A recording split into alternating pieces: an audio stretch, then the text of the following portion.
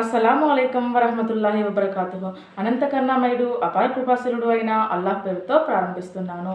ఈరోజు మనం తెలుసుకోబోయే టాపిక్ ఏంటంటే, రమజాన్ ఉపవాసం యొక్క ప్రాముఖ్యత ఏంటి, ఆ ఉపవాసం యొక్క ఔన్నత్యం ఏంటి, అల్లాహ్ సుబ్హానహు వ తఆలా ఉపవాసాన్ని గురించి ఏమన్నాడు, ప్రవక్త వారు ఏమన్నారు అనేది ఈ వీడియోలో తెలుసుకుందాం.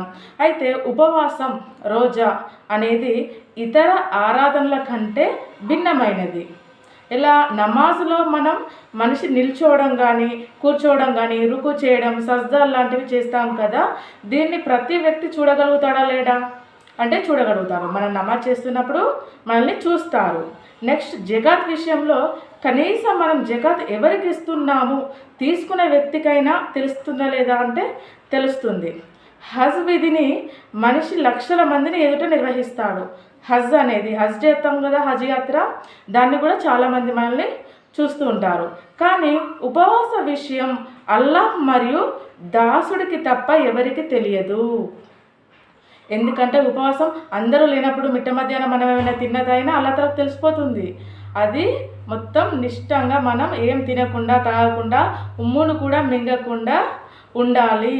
అది ఉపవాసం అంటే. ఈ ఇద్దరి మధ్య మరెవరూ చూడలేని ఆరాధన ఉపవాసం. అల్లాహ్ మరియు మనం, ఉపవాసం ఉండే వ్యక్తి, అల్లాహ్ మరియు దాసుడు. ఒక వ్యక్తి అందరితో కలిసి సహరి చేస్తాడు, ఇంకా అందరితో కలిసి ఇఫ్తార్ కూడా చేస్తాడు. ఆ వ్యక్తి సహరీ చేసినా, ఇఫ్తార్ చేసినా కానీ పగలు ఎవరికి కనబడకుండా ఏదైనా తిన్నా, త్రాగినా అల్లాహ్కు తప్ప అందరూ అతను ఉపవాసంతో ఉన్నాడని అనుకుంటారు. అనుకోరా? అనుకుంటాం కదా. వాస్తవానికి అతను ఉపవాసంతో లేడు. అందుకే మహనీయులు ముహమ్మద్ సల్లల్లాహు అలైహి వసల్లం వారు తెలిపారు, అల్లాహ్తో ఇలా తెలియజేశారు. ఏమని? అస్సౌము లీ వ అనా అజ్జీ బిహి. అంటే ఉపవాసం కేవలం నా కోసం మాత్రమే పాటించబడుతుంది, నేను తలుచుకున్నంత దానికి ప్రతిఫలం ప్రసాదిస్తాను. కొందరు దీనిని వఆనా ఉజ్జాబిహి అని కూడా చదివారు. అంటే నేను స్వయంగా ఉపవాసికి ప్రతిఫలమైపోతాను.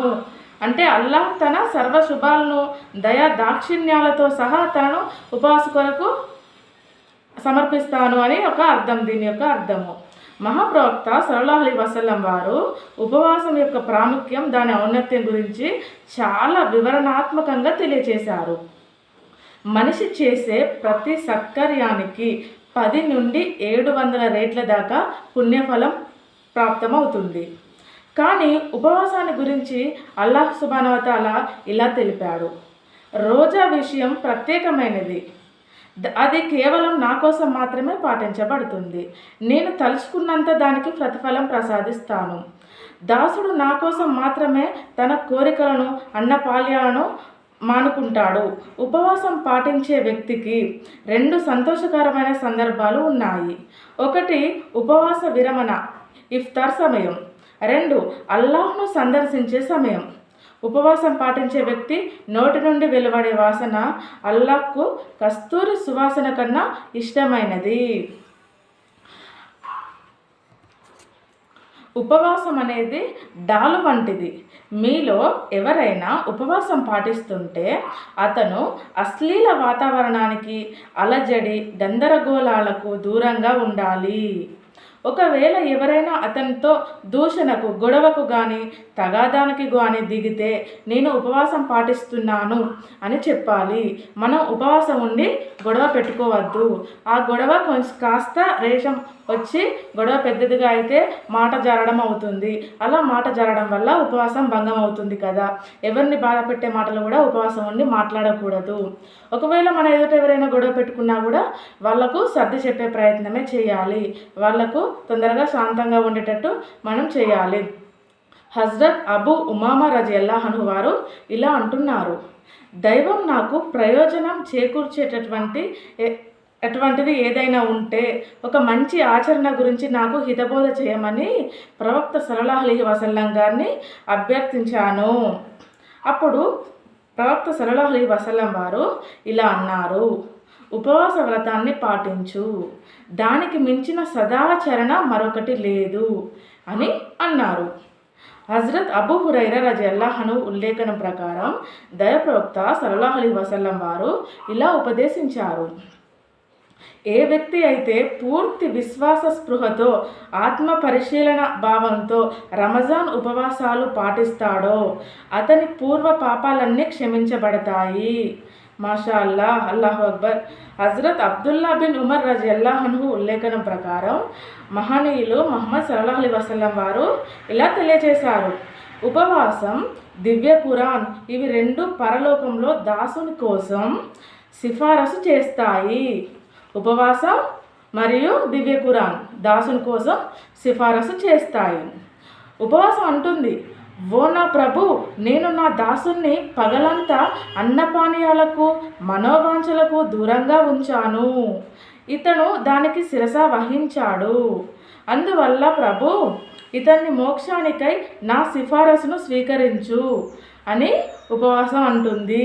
అలాగే దివ్య ఖురాన్ అంటుంది: నేను ఇతన్ని రాత్రి వేళల్లో అతని సుఖనిద్రకు దూరం చేశాను కనుక ప్రభు, ఇతని ఎడల నా సిఫారసును స్వీకరించు. అప్పుడు అల్లాహ్ ఈ రెండు సిఫారసులను స్వీకరిస్తాడు. మనం అంత నియతిగా, అంత భయభక్తులతో ఉపవాసం ఉండాలి. ఉపవాసం మన కోసం సిఫారసు చేస్తుంది అంటే అంతకన్నా మంచి మాట ఇంకేదైనా ఉందా? దివ్య ఖురాన్ మన కోసం సిఫారసు చేస్తుంది అంటే అంత శుభవార్త కన్నా ఇంకేదైనా ఉందా? అంతకంటే మనం రాత్రిలో మరి ఖురాన్ చదువుతున్నామా? ఎంత కొంతైనా రాత్రి చదివే ప్రయత్నం చేయండి. ఇన్షాల్లా ఒక్కొక్క పదానికి చాలా అధిక పుణ్యాలు ప్రసాదించబడతాయి రంజాన్ మాసంలో. హజరత్ సహెన్ బిన్ సహాద్ రజియల్లాహు అన్హు వారు ఇలా తెలియజేస్తున్నారు: ప్రవక్త ముహమ్మద్ సల్లల్లాహు అలైహి వసల్లం వారు ఇలా చెప్పారని అంటున్నారు. ఏమని?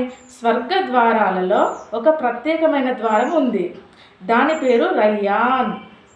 ప్రళయ దినాన ఆ ద్వారం గుండా కేవలం ఉపవాసాలు పాటించిన వారు మాత్రమే ప్రవేశించగలరు. దాని గుండా నీరు తప్ప మరెవ్వరూ ప్రవేశించలేరు. ఉపవాసాలు పాటించేవారు తప్ప మరెవ్వరూ ఆ రయ్యాన్ ద్వారంలో నుంచి స్వర్గంలోకి ప్రవేశించలేరు. ఉపవాసాలు పాటించిన వారు ఎక్కడ ఉన్నారు అని పిలువబడుతుంది. ఆ పిలుపుకు ఉపవాసాలు పాటించిన వారు లేచి నిల్చుంటారు. ఆ ద్వారం గుండా వారు మాత్రమే ప్రవేశించగలరు. ఉపవాసులు అందరూ అందులో ప్రవేశించగానే ఆ ద్వారం మూసివేయబడుతుంది. ఇక మరెవ్వరూ అందులో నుంచి ప్రవేశించలేరు. రయ్యాన్ అనే స్వర్గ ద్వారం నుండి ఉపవాసం ఉన్నవారు మాత్రమే స్వర్గంలోకి ప్రవేశిస్తారు. అయితే ఈ యొక్క రంజాన్ ఉపవాసాలని మనందరం సద్వినియోగం చేసుకోవాలని నేను మనస్ఫూర్తిగా కోరుకుంటున్నాను. అవి శుభ గడియలు, శుభ దినాలు, మనకు ఒక గోల్డెన్ ఆపర్చునిటీ, వరాల వసంతం రంజాన్ అనేది. మన ఉపవాసాలు కొందరిని చూస్తూ ఉంటే అనారోగ్యం పాలవుతున్నారు కదా. మనం ఆరోగ్యంగా ఉన్నప్పుడు ఉపవాసాలు పాటించాలి. వయసు అయ్యే కొద్దీ కొందరు అనుకుంటారు నెక్స్ట్ ఇయర్ ఉంటాను, అంతకుముందు తర్వాత ఉంటాను అని అనుకుంటారు. అది చాలా పెద్ద తప్పు. మనం ఈరోజు బ్రతికి ఉన్నాం, ఈ సంవత్సరం బ్రతికి ఉన్నాం.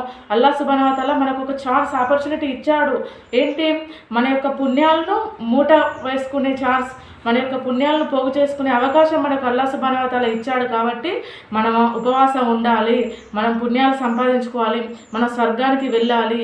ఇదే మన యొక్క జీవితానికి అర్థము. మన యొక్క సంపాదన మనతో రాదు, మన యొక్క ఫ్యామిలీ కూడా మనతో రాదు. మనం చేసుకున్న పాప పుణ్యాలే మనతో వస్తాయి, మన పుణ్యాలే మనల్ని స్వర్గానికి తీసుకెళ్తాయి. ఈ విషయం అందరికీ తెలిసిందే కదా. మరి అలాంటప్పుడు పుణ్యాల విషయంలో మనం పిసినారితనంగా ఉండకూడదు. వీలైనంత వరకు దాన ధర్మాలు చేసే ప్రయత్నమే చేయండి. రంజాన్ మాసంలో ప్రతి రూపాయికి మీరు చాలా సంతోషపడేంత ఇస్తాడు మీకు అల్లాహ్ సుబ్హానహు వ తఆలా. అయ్యో మేము అప్పుడు ఇంకా చేసుకుంటే బాగుండు అని బాధపడతాం అక్కడ కూడా. అందుకని అందరూ మంచిగా ఉపవాసాలని సద్వినియోగం చేసుకుంటారని ఆశిస్తున్నాను. అస్సలాము అలైకుం వరహ్మతుల్లాహి వబరకాతుహు.